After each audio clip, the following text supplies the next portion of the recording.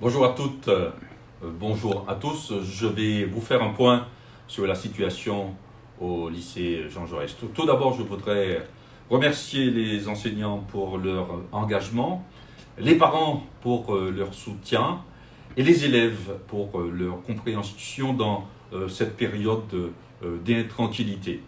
Et il est vrai qu'il n'existe pas de système parfait et que, quelle que soit la situation mise en place, elle va produire évidemment des désagréments, mais nous fonctionnons aujourd'hui en ce que j'appelle en mode dégradé, ce qui suppose évidemment que la situation génère des éléments négatifs.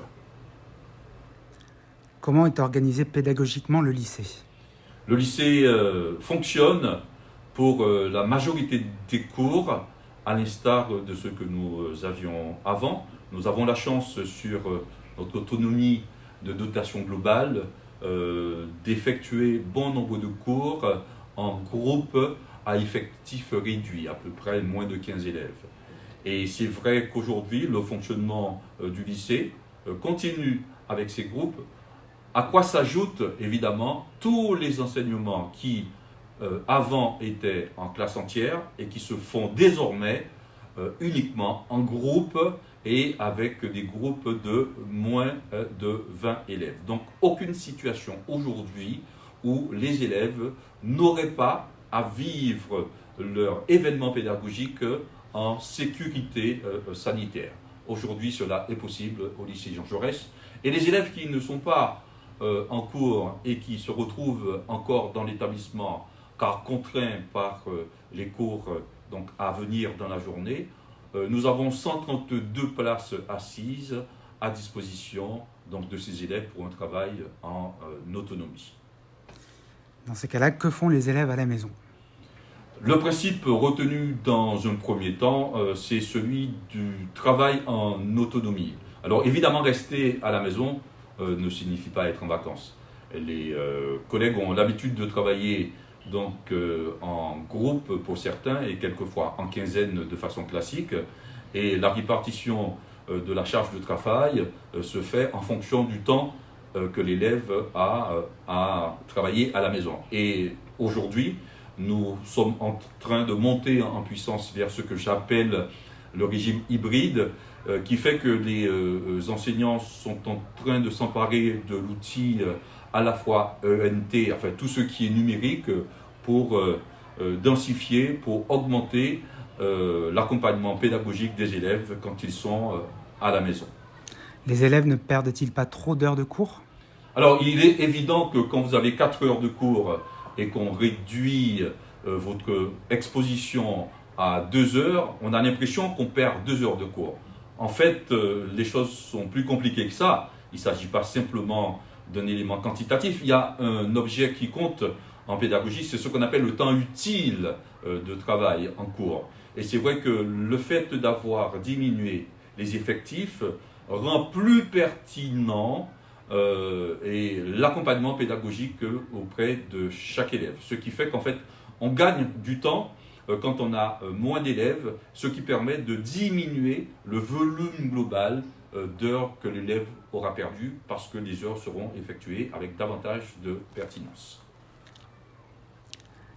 Qu'en est-il de la demi-pension? Ah, la demi-pension était pour nous un point de difficulté que nous avons réussi à conjurer.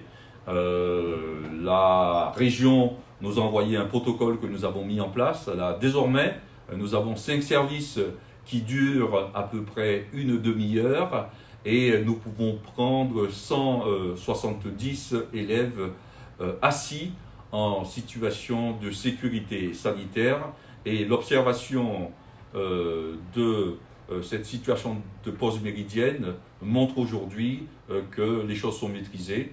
Nos élèves sont assis 3 par table avec une distanciation nécessaire évidemment puisque le masque est enlevé quand les élèves déjeunent. Donc nous pouvons dire ici, contrairement à ce que j'ai vu à la télévision dans certaines images, que les choses se déroulent bien aujourd'hui à la demi-pension.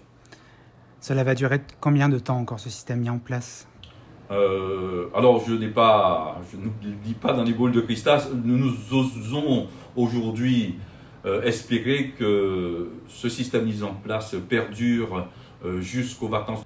Et après, ce sera la consigne nationale qui nous dira comment nous devons évoluer. Mais ce qui est certain, c'est que tous les élèves reçoivent aujourd'hui un enseignement évidemment amoindri, diminué, mais tous ces éléments seront pris en compte évidemment lors de l'évaluation, surtout pour les classes dites à examen et éventuellement aussi pour les classes qui devront faire des choix d'orientation. Je vous remercie de cette écoute. J'ai essayé d'être concis et bref, mais vous donner les éléments essentiels d'explication sur ce qui se trouve au lycée. Alors je vais finir par un dernier mot, vous dire que quelle que soit la situation que nous allons rencontrer, nous avons l'obligation d'une éthique de comportement.